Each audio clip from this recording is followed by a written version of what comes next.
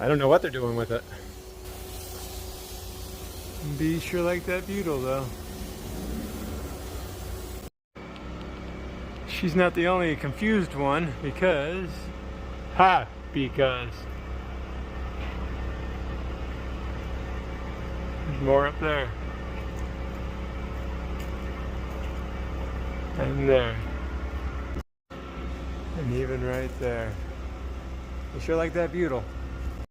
They even have butyl sacs instead of pollen sacs on their little back legs there. I'd say they're definitely eating it. It's only the butyl that they want. I'm hoping they're making beeswax, otherwise don't eat that honey. Might be a little bit gross.